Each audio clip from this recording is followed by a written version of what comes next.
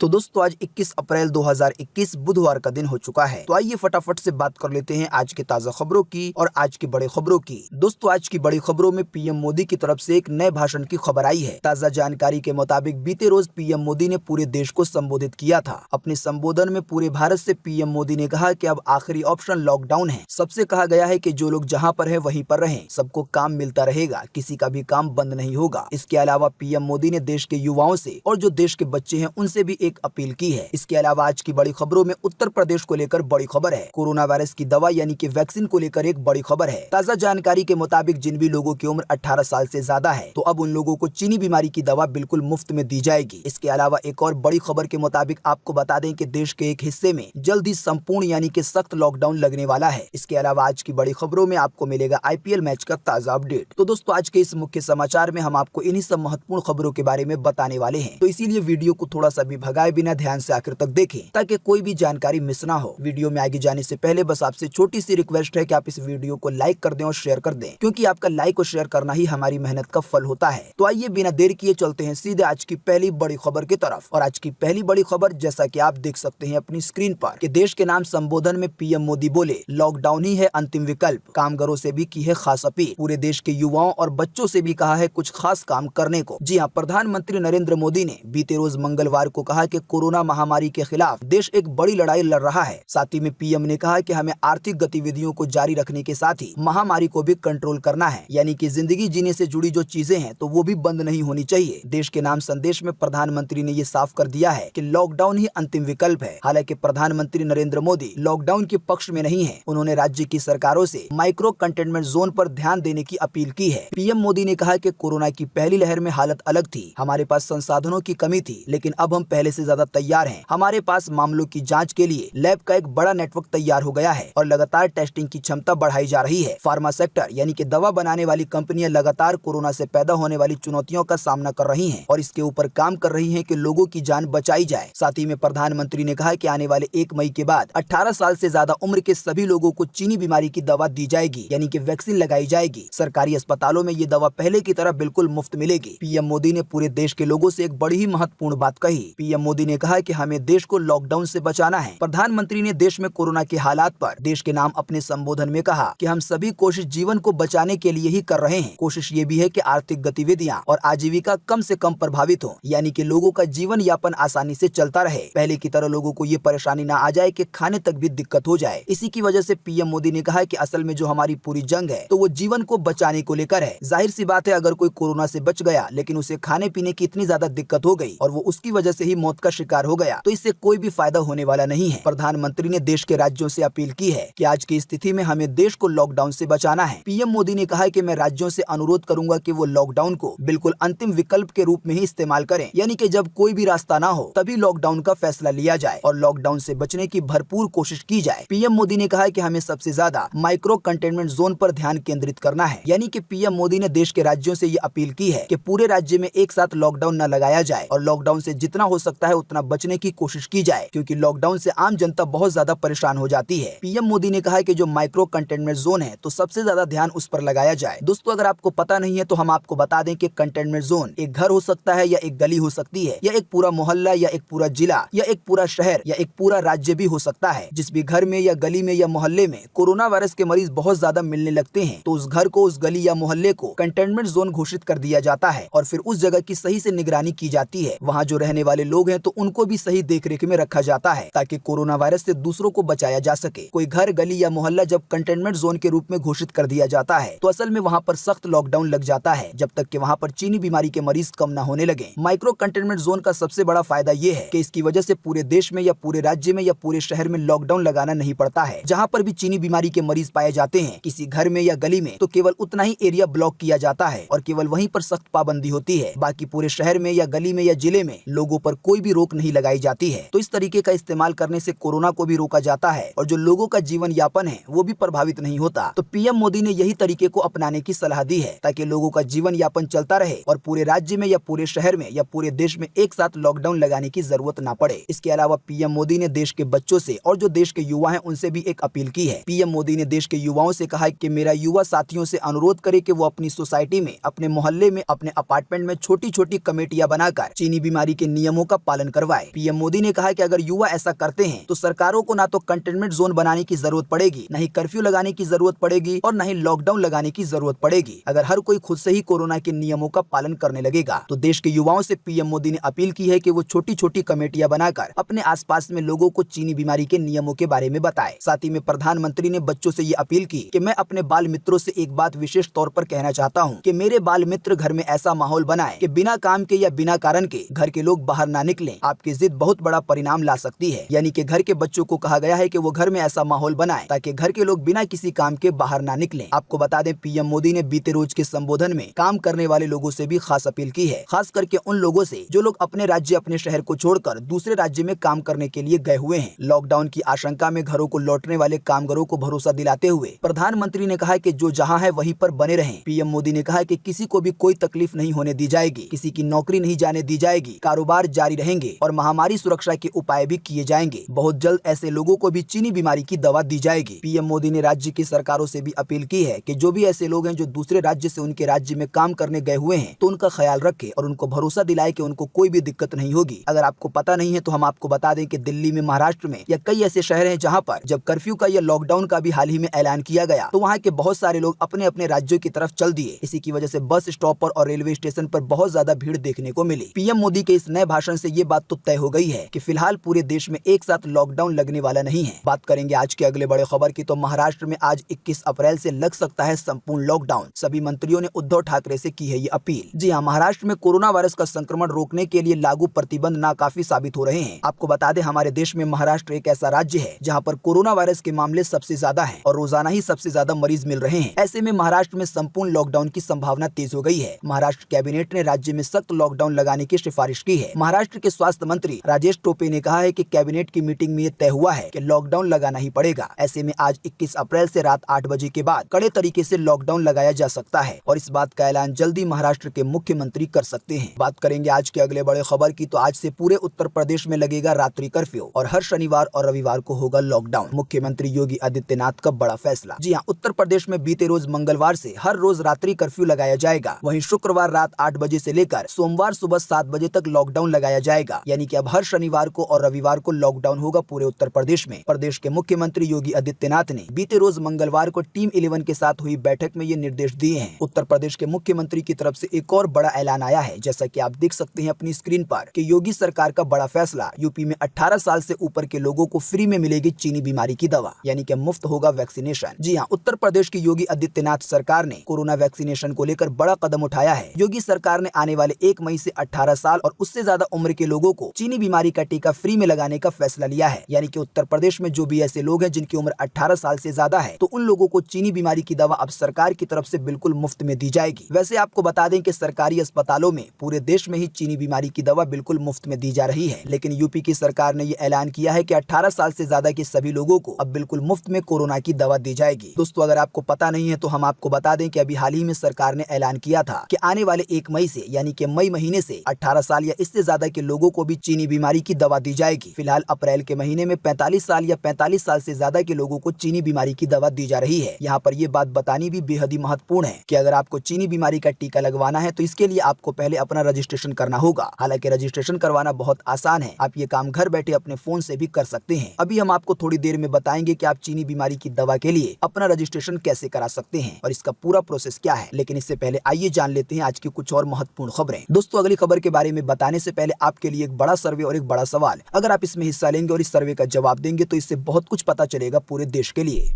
दोस्तों, आपको इसी वीडियो के नीचे कमेंट बॉक्स में कमेंट करके बताना है कि देश का ज्यादा फायदा उस समय हुआ था जब मनमोहन सिंह प्रधानमंत्री थे या देश का ज्यादा फायदा इस समय हो रहा है जबकि मोदी जी प्रधानमंत्री हैं। इस बारे में आपको क्या लगता है? फटाफट से आप अपना जवाब इसी वीडियो के नीचे कमेंट बॉक्स में लिख डालिए और बताइए हमारे देश ने मनमोहन सिंह के कार्यकाल में ज्यादा तरक्की की थी या मोदी जी के कार्यकाल में कर रही है। इस पर आपकी पर्सनल राय क्या है? लिख डालिए इसी वीडियो के नीचे कमेंट बॉक्स में। आपके दिए हुए जवाब से बहुत कुछ पता चलेगा। बात करेंगे आज के अगले बड़े खबर की तो कर्नाटका में बीते बीते रोज से नाइट कर्फ्यू की घोषणा। 4 मई तक रात के 9 बजे के बाद रहेगा सन्नाटा। जी हाँ, कोरोना की वजह से पैदा हुई चिंताजनक स्थिति के मद्देनजर कर्नाटक सरकार ने भी नाइट कर्फ्यू का फैसला ले लिया है। बीते रोज रात 9 बजे से नाइट कर्फ्यू लागू हो गया है और ये नाइट कर्फ्यू आने वाले 4 मई तक चलेगा, यानी कि अब कर्नाटक में भी नाइट कर्फ्यू लगा दिया गया है। बात करेंगे आज के अगले बड़े खबर की, तो उत्तराखंड में दूसरे राज्यों से आने वालों के लिए चीनी बीमारी की नेगेटिव वाली रिपोर्ट होगी जरूरी। इसके अलावा सरकार की वेबसाइट पर रजिस्ट्रेशन भी करना होगा। जी हाँ, उत्तराखंड में कोरोना के बढ़ते मामलों को देखते हुए सरकार ने सख्ती बढ़ा दी है। मुख्य सचिव ओम प्रकाश ने देर शाम नई एसओपी यानी कि नए नियम जारी किए। नए नियम के अनुसार अब अन्य राज्यों से उत्तराखंड आने वाले लोगों को चीनी बीमारी की नेगेटिव वाली रिपोर्ट लानी अनिवार्य होगी। जिनके पास ये रिपोर्ट होगी उन्हें ही उत्तराखंड में एंट्री मिलेगी। साथ ही में स्मार्ट सिटी जो वेबसाइट है यानी कि जो पोर्टल है, तो वहाँ पर अपना पंजीकरण कराना होगा। स्मार्ट सिटी के नाम से उत्तराखंड की एक वेबसाइट है, तो यहाँ पर अपनी पूरी जानकारी देनी होगी। साथ ही में आपको बता दें, उत्तराखंड की सरकार ने उत्तराखंड में नाइट कर्फ्यू का समय 2 घंटे बढ़ा दिया है। अब नाइट कर्फ्यू 9 बजे की जगह शाम के 7 बजे से ही शुरू हो जाएगा और सुबह 5 बजे तक जारी रहेगा। आवश्यक सेवाओं को छोड़कर सभी दुकानें दोपहर 2 बजे ही बंद करवा दी जाएंगी। बात करेंगे आज के अगले बड़े खबर की, तो राजस्थान सरकार का बड़ा फैसला, दूध, सब्जी, किराना और मेडिकल वालों को पहले दी जाएगी चीनी बीमारी की दवा, ताकि दूसरे लोग संक्रमित ना हों। जी हाँ, राजस्थान में सब्जी, दूध, किराना और दवा बेचने वालों को पहले कोरोना की वैक्सीन लगाई जाएगी। ऐसा इसलिए है ताकि इनके जरिए दूसरे लोगों तक संक्रमण ना फैले। दरअसल राजस्थान में भी कोरोना वायरस बहुत तेजी से फैल रहा है। इसे देखते हुए सरकार ने पूरे राज्य में 3 मई तक लॉकडाउन लगा दिया है। इसमें सब्जी, दूध, किराना और दवा बेचने वालों को छूट दी गई है। इसीलिए राज्य सरकार ने सबसे पहले इनका वैक्सीनेशन करने का फैसला लिया है। देश के कुछ राज्य ऐसे हैं जिन्हें बहुत ज्यादा पाबंदियां झेलने को मिल रही हैं कोरोना वायरस के बढ़ते मामलों की वजह से, तो उन्हीं लिस्ट में एक राजस्थान भी है। बात करेंगे आज के अगले बड़े खबर की, तो राहुल गांधी हुए कोरोना पॉजिटिव, ट्वीट करके खुद दी है जानकारी। जी हाँ, कांग्रेस नेता और लोकसभा सांसद राहुल गांधी कोविड-19 पॉजिटिव हो गए हैं। राहुल गांधी ने खुद ट्वीट करके ये जानकारी दी है। राहुल गांधी ने ट्वीट करके कहा कि हल्के लक्षण के बाद मेरा जो कोविड का टेस्ट है वो पॉजिटिव आया है। हाल ही में जो लोग मेरे संपर्क में आए हैं, कृपया सुरक्षा के सभी प्रोटोकॉल अपनाएं और सुरक्षित रहें। बात करेंगे आज के अगले बड़े खबर की, तो बाजार में टीके की 2 डोज की कीमत हो सकती है 1000 रुपए से ज्यादा, लगाया गया है अनुमान। जी हाँ, जैसा कि अभी हमने आपको थोड़ी देर पहले बताया कि आने वाले 1 मई 2021 से 18 साल या इससे ज्यादा के लोगों को अब चीनी बीमारी की दवा यानी कि वैक्सीन लगाई जाएगी। तो इसी खबर के साथ अभी हाल ही में ये भी रिपोर्ट आई थी कि अब चीनी बीमारी की दवा खुले बाजारों में यानी कि मेडिकल पर भी मिल सकेगी, जो दवा की दुकानें होती हैं। अब सरकारी अस्पतालों में तो चीनी बीमारी की दवा बिल्कुल मुफ्त दी जाएगी। विशेषज्ञों के अनुसार एक व्यक्ति को चीनी बीमारी की 2 डोज लगनी चाहिए। तो अगर कोई व्यक्ति मेडिकल से चीनी बीमारी की दवा खरीदना चाहेगा तो 2 डोज की कीमत 1000 रुपए से ज्यादा हो सकती है, ऐसा अनुमान लगाया गया है। लेकिन अभी ये फिक्स प्राइस नहीं है। 1 मई से पहले जल्दी इसका पता चल जाएगा। बात करेंगे आज के अगले बड़े खबर की, तो बीते रोज लगभग 24 घंटे में मिले 2,94,000 से ज्यादा नए कोरोना वायरस के मरीज, 2000 से ज्यादा लोगों की गई है जान हमारे भारत में। जी हाँ, PTRnews.com की तरफ से चीनी बीमारी का बिल्कुल ताजा अपडेट आपके सामने है। ताजा मिली जानकारी के मुताबिक बीते रोज लगभग 24 घंटे में 2,94,000 से ज्यादा नए मामले सामने आए हैं कोरोना वायरस के, यानी कि इतने नए मरीज मिले हैं। इन नए मरीजों के मिलने के बाद अब हमारे भारत में कोरोना वायरस के टोटल मरीजों की संख्या 1,56,09,004 हो गई है। आपको बता दें कि इन टोटल मरीजों में से अभी तक 1,82,570 लोगों की जान जा चुकी है। बीते रोज भी लगभग 24 घंटे में 2000 से ज्यादा लोगों ने अपनी जान गंवाई है चीनी बीमारी की वजह से। लेकिन अच्छी बात ये रही कि बीते रोज लगभग 24 घंटे में 1,66,000 से ज्यादा लोग ठीक भी हुए हैं। ठीक होने वाले टोटल लोगों की संख्या अब 1,32,69,863 हो गई है, यानी कि इतने सारे लोग टोटल मरीजों में से ठीक हो चुके हैं। इसके अलावा अब जो लोग बचे हैं, जिन लोगों का अभी भी इलाज चल रहा है, तो उनकी संख्या अब हमारे भारत में 21,50,119 हो गई है, यानी कि पूरे भारत में अब कोरोना वायरस के इतने मरीज हो चुके हैं। साथ ही में आपको बता दें कि राजधानी दिल्ली में भी पहली बार 24 घंटे में 28,000 से ज्यादा नए केस सामने आए हैं कोरोना वायरस के और लगभग 277 लोगों की जान गई है केवल 24 घंटे में। इसके अलावा आपको बता दें कि बिहार में भी कोरोना का ग्राफ 24 घंटे में काफी ऊपर चला गया है। बीते रोज लगभग 24 घंटे में बिहार में 10,000 से ज्यादा कोरोना वायरस के नए मरीज मिले हैं। साथ ही में उत्तर प्रदेश में भी 29,000 से ज्यादा नए मामले सामने आए हैं कोरोना वायरस के। दोस्तों, देश के कुछ मेन राज्यों की लिस्ट आपकी स्क्रीन पर दिखाई जा रही है। ये वो राज्य हैं जहां पर कोरोना वायरस के मरीज बहुत तेजी से बढ़ रहे हैं। तो आप वीडियो को रोककर इस लिस्ट को विस्तार से देख सकते हैं और इस लिस्ट को देखकर ये अंदाजा लगा सकते हैं कि कोरोना वायरस कितनी तेजी से फैल रहा है। बात करेंगे आज के अगले बड़े खबर की, तो दिल्ली में 1 सप्ताह के लॉकडाउन के लिए ई पास के लिए कैसे करना है अप्लाई, आ गई है इसकी पूरी प्रक्रिया। जी हाँ, देश की राजधानी नई दिल्ली के लिए अभी हाल ही में ऐलान किया गया था कि अब राजधानी दिल्ली में 6 दिनों का लॉकडाउन लगेगा और ये लॉकडाउन अभी भी जारी है। आने वाले सोमवार को सुबह 5 बजे ये लॉकडाउन खत्म होगा। हालांकि इस दौरान राजधानी दिल्ली में जो भी आवश्यक चीजों की दुकानें हैं, जैसे कि किराना की दुकानें या डेयरी की दुकानें या मेडिकल की दुकानें, तो इन लोगों को इजाजत दी गई है कि वो अपनी दुकान खोल सकते हैं। लेकिन इन लोगों को सरकार की वेबसाइट से एक ई पास लेना होगा, जिसके लिए ऑनलाइन अप्लाई करना है और और ऑनलाइन ही ई पास मिल जाएगा। इसके अलावा भी कई काम ऐसे हैं जो लॉकडाउन के दौरान किए जा सकते हैं, लेकिन इसके लिए भी ई पास की जरूरत है। जानकारी के मुताबिक आपको ई पास प्राप्त करने के लिए दिल्ली पुलिस की वेबसाइट पर जाना होगा, जो है delhipolice.nic.in। यहाँ पर जाने के बाद आपको एक मूवमेंट पास का ऑप्शन मिलेगा। यहाँ पर आपको अपना एक अकाउंट बनाना है और साथ ही में एक फॉर्म भरना पड़ेगा, जहाँ पर आपको अपनी सभी जानकारियां देनी होंगी और अपना आईडी प्रूफ भी अपलोड करना होगा। आप एप्लीकेशन का काम जैसे ही पूरा कर लेंगे तो आपकी रिक्वेस्ट वेरिफिकेशन के लिए चली जाएगी। जैसे ही आपको ई पास जारी किया जाएगा तो आप दोबारा अपनी यूजर आईडी और पासवर्ड के जरिए दिल्ली पुलिस की वेबसाइट से अपना ई पास डाउनलोड कर पाएंगे। वैसे हम आपको एक लिंक देंगे इसी वीडियो के नीचे डिस्क्रिप्शन में, जिस पर आप क्लिक करके पूरा प्रोसेस कैसे करना है इसको विस्तार से जान पाएंगे। बात करेंगे आज के अगले बड़े खबर की, तो रिलायंस इंडस्ट्रीज चीनी बीमारी प्रभावित राज्यों को हर दिन 700 टन ऑक्सीजन देगी बिल्कुल मुफ्त में, और इसे बढ़ाकर कर दिया जाएगा 1000 टन। जी हाँ, मुकेश अंबानी की रिलायंस इंडस्ट्रीज लिमिटेड चीनी बीमारी प्रभावित राज्यों को रोजाना 700 टन ऑक्सीजन की सप्लाई करेगी। इसके लिए कंपनी गुजरात के जामनगर की अपनी रिफाइनरीज की मैन्युफैक्चरिंग की क्षमता को अपग्रेड कर रही है। ये ऑक्सीजन राज्यों को बिल्कुल मुफ्त में दी जाएगी मुकेश अंबानी की कंपनी की तरफ से। दोस्तों, अगर आपको पता नहीं है तो हम आपको बता दें कि जिस भी मरीज की हालत बहुत ज्यादा गंभीर हो जाती है, जिसे सांस लेने में दिक्कत होने लगती है, तो उसके लिए ऑक्सीजन की जरूरत पड़ती है। लेकिन आपको बता दें, अभी कोरोना वायरस के मरीज इतने ज्यादा भारत में मिल रहे हैं कि देश के कई हिस्सों में ऑक्सीजन तक की दिक्कत हो गई है। सरकार अपने स्तर पर काम कर रही है, लेकिन मुकेश अंबानी ने मदद का हाथ बढ़ाया है और लगभग 700 टन ऑक्सीजन रोजाना बिल्कुल मुफ्त में दी जाएगी ऐसे राज्यों को जहां पर चीनी बीमारी के मरीज बहुत ज्यादा हैं। बात करेंगे आज के अगले बड़े खबर की, तो केंद्र सरकार ने दी बड़ी राहत। रेमडेसिविर एपीआई और इंजेक्शन के आयात पर नहीं लगेगा कोई भी शुल्क। जल्दी ये दवा हो सकती है सस्ती। जी हाँ, कोरोना वायरस की दूसरी लहर के बीच संक्रमितों के इलाज के लिए ऑक्सीजन सिलेंडर, रेमडेसिविर दवा और अस्पतालों में बेड की भी कमी हो गई है। ऐसे में केंद्र सरकार ने लोगों को राहत देने के लिए एक बड़ा फैसला लिया है। केंद्रीय मंत्री पीयूष गोयल ने घोषणा की है कि चीनी बीमारी के इलाज में कारगर माने जा रहे रेमडेसिविर इंजेक्शन को बनाने में इस्तेमाल होने वाले कच्चे माल की आयात पर जो शुल्क लगता है वो वसूला नहीं जाएगा। यही नहीं, रेमडेसिविर इंजेक्शन की आयात पर भी जो कस्टम ड्यूटी लगती है इसको भी फ्री कर दिया गया है। दोस्तों, अगर आपको पता नहीं है तो हम आपको बता दें कि रेमडेसिविर के नाम से एक दवा है जो कि चीनी बीमारी के मरीजों में थोड़ा सुधार कर देती है। अब जब कोरोना के मामले बढ़ने लगे तो इस दवा तक की भी किल्लत हो गई। इसी की वजह से सरकार ने ये फैसला लिया है कि इसके इम्पोर्ट पर जो इम्पोर्ट ड्यूटी लगती है तो अब वो नहीं लगेगी। इसी की वजह से ये अनुमान लगाया गया है कि जल्दी इस दवा की जो पूर्ति है वो पूरे देश में हो जाएगी और इसके दाम भी कम हो सकते हैं। बात करेंगे आज के अगले बड़े खबर की, तो फर्जी है लौंग और अजवाइन की पोटली को सूंघकर ऑक्सीजन लेवल बढ़ाने का दावा। सोशल मीडिया पर फैल रही है कई तरह की कशमकश। जी हाँ, अभी बीते रोज के मुख्य समाचार में हमने आपको एक खबर की जानकारी दी थी, जिसमें हमने आपको बताया था कि सोशल मीडिया पर एक खबर वायरल हो रही है, जिसमें ये बताया जा रहा है कि लौंग अजवाइन की पोटली को बनाकर और उसमें कपूर डालकर और नीलगिरी का तेल डालकर इसकी एक छोटी सी पोटली बना लेने के बाद अगर इसे सूंघा जाएगा तो इससे जो ऑक्सीजन का लेवल है वो बढ़ सकता है। बीते रोज कई न्यूज वेबसाइट की तरफ से डॉक्टर के हवाले से इस खबर को सही बताया गया था, लेकिन केवल एक दिन के बाद ही इस नुस्खे को गलत बताया जा रहा है। यानी कि कहा जा रहा है कि लौंग, अजवाइन और जो कपूर की पोटली बनाई जा रही है तो इससे ऑक्सीजन लेवल में कोई भी फायदा नहीं होगा। बात करेंगे आज के अगले बड़े खबर की, तो महाराष्ट्र बोर्ड ने 10वीं की परीक्षा की रद्द। आइए बताएं 12वीं का क्या होगा अपडेट। जी हाँ, महाराष्ट्र बोर्ड की तरफ से 10वीं की परीक्षा को अब रद्द कर दिया गया है। अब महाराष्ट्र के 10वीं के सभी छात्र सीधे 11वीं क्लास में प्रमोट कर दिए जाएंगे। हालांकि 12वीं की क्लास को लेकर पहले जैसे हालात बने हुए हैं, यानी कि 12वीं की परीक्षा को आगे के लिए टाल दिया गया है। जल्दी इसकी नई डेट जारी की जाएगी। बात करेंगे आज के अगले बड़े खबर की, तो पहले बिल भरो फिर मिलेगी लाश। महाराष्ट्र के चंद्रपुर में डॉक्टर का अमानवीय चेहरा, बेरहमी की नहीं है कोई इंतहा। जी हाँ, इस दुनिया में डॉक्टरों को भगवान का दूसरा रूप माना जाता है, लेकिन डॉक्टर ही इंसानियत और दया भूलकर हैवानियत पर उतर आए तो आखिर इंसान कहाँ जाएगा। ऐसा ही मामला महाराष्ट्र के चंद्रपुर शहर में भी सामने आया है, जहाँ एक प्राइवेट अस्पताल में भर्ती मरीज की मौत हो जाने पर अस्पताल के प्रशासन ने परिजनों को पहले पैसा जमा करने का तुगलकी फरमान सुनाया। अस्पताल ने पीड़ित परिवार को जिस शख्स की मौत हुई है उसकी लाश तक देखने नहीं दी। अस्पताल का कहना है कि पहले पैसा जमा करो उसके बाद लाश मिलेगी। जब मरीज को 5 अप्रैल के दिन भर्ती किया गया था तब पीड़ित परिवार ने अस्पताल में 1,20,000 रुपए जमा करवाए थे। 19 अप्रैल को मरीज की मौत हो गई, लेकिन अब अस्पताल ने 3,85,000 का बिल थमा दिया है। अब पीड़ित परिवार को समझ में नहीं आ रहा कि वो इतने सारे पैसे कहां से लेकर आएगा। इस बात की शिकायत जब महानगर पालिका की कमिश्नर को लिखी गई तो उन्होंने मामले की जाँच करने के आदेश दिए हैं। दोस्तों, अस्पताल की तरफ से जब इतनी घटिया और बेरहमी वाली बात की जा रही थी तो इसका किसी ने एक छुप के वीडियो बना लिया है। हम आपको एक लिंक देंगे इसी वीडियो के नीचे डिस्क्रिप्शन में, जिस पर आप क्लिक करके इस वीडियो को देख पाएंगे। बात करेंगे आज के अगले बड़े खबर की, तो तेजी से बढ़ रहा है मौतों का आंकड़ा। शमशान घाटों पर अव्यवस्था के हैं आलम। कहीं पर अंतिम संस्कार के लिए लकड़ियां पड़ रही हैं कम, तो कहीं पर पूरी चिता जलने से पहले ही आ जाती है कई और चिताएं। जी हाँ, कोरोना महामारी के बीच मुजफ्फरनगर शहर में मौत का आंकड़ा तेजी से बढ़ रहा है। शहर के शमशान घाटों और कब्रिस्तान में जहाँ प्रतिदिन 5 से 10 शव पहुँचते थे, अब एक दिन में ही 25 का आंकड़ा पार हो गया है। यानी कि मुजफ्फरनगर में जो कब्रिस्तान है या शमशान घाट है, तो अब वहाँ पर रोजाना ही लगभग 25 से ज्यादा चिताएं आ रही हैं। सबसे दिक्कत की बात यह यह है कि शमशान घाट के जो कर्मचारी हैं उनके पास कोई पीपीई किट वगैरह भी नहीं है ताकि वो लोग कोरोना वायरस से बच सकें। अभी हाल ही की खबर के मुताबिक कई सारी ऐसी जगहें देखी गई हैं जहां पर अंतिम संस्कार के लिए लकड़ियां कम पड़ रही हैं। एक चिता जल रही होती है कि उसके पीछे कई और सारी चिताएं आ जाती हैं। कब्रिस्तानों का भी कुछ इसी तरह का हाल है। बात करेंगे आज के अगले बड़े खबर की, तो प्रवासी मजदूरों की परेशानी को देखते हुए दिल्ली से बिहार के लिए चलेंगी 3 और समर स्पेशल ट्रेनें। आप यहाँ जान सकते हैं पूरा टाइम टेबल। जी हाँ, कोरोना वायरस तेजी से फैलने की वजह से देश की राजधानी दिल्ली में 1 हफ्ते का लॉकडाउन लगा दिया गया है। इस लॉकडाउन की वजह से बहुत सारे प्रवासी मजदूर अपने घरों को पलायन कर रहे हैं। उन्हें डर है कि पिछली बार की तरह ये लॉकडाउन बढ़ते बढ़ते कई महीनों तक न खिंच जाए। मजदूर तो यहाँ तक कह रहे हैं कि उन्हें किसी भी सरकार पर भरोसा नहीं है कि वो कितने सख्त कदम उठा ले। लॉकडाउन की घोषणा के बाद दिल्ली के तमाम रेलवे स्टेशनों पर और बस स्टैंड पर भारी भीड़ जमा हो गई है। प्रवासी मजदूरों में सबसे ज्यादा मजदूर बिहार और यूपी के हैं। तो प्रवासी मजदूर के ऐसे हालात को देखते हुए इंडियन रेलवे ने भी बिहार के लिए 3 नई स्पेशल ट्रेनें चलाने का ऐलान किया है। पहली ट्रेन चलेगी आज 21 तारीख को, दूसरी चलेगी कल 22 को और तीसरी चलेगी परसों 23 को। हम आपको एक लिंक दे देंगे इसी वीडियो के नीचे डिस्क्रिप्शन में, जिस पर आप क्लिक करके इस ट्रेन की अधिक जानकारी प्राप्त कर पाएंगे। यानी कि आप जान पाएंगे कि इन ट्रेनों के नंबर क्या है, ये कहां से कहां के लिए जाएंगी, बीच में कौन कौन से स्टेशन पड़ेंगे और इनका टाइम टेबल क्या है। बात करेंगे आज के अगले बड़े खबर की, तो बीते रोज के आईपीएल के मैच में दिल्ली ने मुंबई को हराया। जी हाँ, दिल्ली ने एमए चिदम्बरम स्टेडियम यानी कि चेन्नई में खेले गए T20 मैच में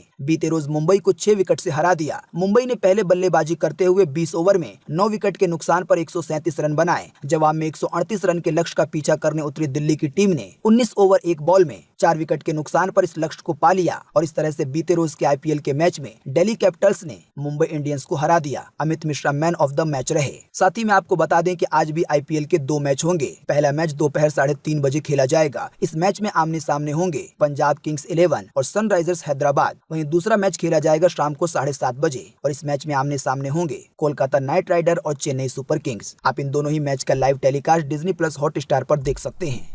बात करेंगे आज के अगले बड़े खबर की, तो सरकारी योजना में मिलेगा बड़ा फायदा। 9 लाख जमा करने पर मिल सकते हैं करीब 26 लाख रुपए। डाकघर की स्कीम का उठा सकते हैं आप फायदा। जी हाँ, अगर आप बिना जोखिम लिए एक निश्चित समय में एक मुश्त रकम पाना चाहते हैं तो डाकघर की सुकन्या समृद्धि योजना का फायदा उठा सकते हैं। बेटियों के नाम पर शुरू की गई इस स्कीम को मात्र 250 रुपए में ही खोला जा सकता है, यानी कि 250 रुपए में ही आपका अकाउंट खुल जाएगा। आप इस योजना में 1 साल में ज्यादा से ज्यादा 1.5 लाख रुपए तक जमा कर सकते हैं। जी बिजनेस की तरफ से एक पूरा कैलकुलेशन करके बताया गया है कि आपको किस तरह से इतना बड़ा फायदा हो सकता है कि आप जमा करेंगे केवल 9 लाख रुपए, लेकिन आपको मिल जाएंगे 26 लाख रुपए। जिनके पास भी बेटी है, अगर वो इस योजना में हिस्सा लेते हैं और जब उनकी बेटी की उम्र 14 साल हो जाएगी तो फिर इतने समय में 9 लाख का 26 लाख रुपए हो सकता है। आपको ज्यादा कंफ्यूज होने की जरूरत नहीं है। हम आपको एक लिंक देंगे इसी वीडियो के नीचे डिस्क्रिप्शन में, जिस पर आप क्लिक करके इस योजना के बारे में आसानी से समझ पाएंगे। बाकी ज्यादा जानकारी के लिए आप सीधे डाकघर जा सकते हैं और सुकन्या समृद्धि योजना के बारे में पूछताछ कर सकते हैं। बात करेंगे आज के अगले बड़े खबर की, तो 5वें दिन भी नहीं बढ़े पेट्रोल डीजल के दाम। आइए बताएं आपको ताजा भाव। जी हाँ, लगातार 5 दिनों से पेट्रोल डीजल के दाम स्थिर हैं, यानी कि ना तो इसमें कोई तेजी आई है और ना ही कोई बढ़ोतरी की गई है। फिलहाल 1 लीटर पेट्रोल आपको राजधानी दिल्ली में 90 रुपए 40 पैसे का मिलेगा। वहीं 1 लीटर डीजल आपको 80 रुपए 73 पैसे का मिलेगा। बाकी मुंबई, कोलकाता, चेन्नई के दाम आपकी स्क्रीन पर है, आप वीडियो को रोक कर देख सकते हैं। बात करेंगे आज के अगले बड़े खबर की, तो इसराइल में अब मास्क पहनने की जरूरत नहीं, ऐसा आदेश देने वाला दुनिया का पहला देश बना इसराइल। जी हाँ, चीन से फैला कोरोना वायरस आज दुनिया में एक बार फिर से कोहराम मचा रहा है। दुनिया के ज्यादातर देशों की तरफ से यही सलाह दी जा रही है कि जब भी बाहर निकलें तो मास्क जरूर पहनें, लेकिन इसराइल दुनिया का पहला ऐसा देश बनने जा रहा है जहां पर मास्क को ना पहनने के आदेश दिए गए हैं। इसराइल में प्रशासन ने लोगों को मास्क न पहनने के आदेश दिए हैं। इसराइल में 81% जनता को कोरोना वायरस की वैक्सीन यानी कि दवा लग चुकी है, जिसके बाद प्रशासन ने ये फैसला सुनाया है।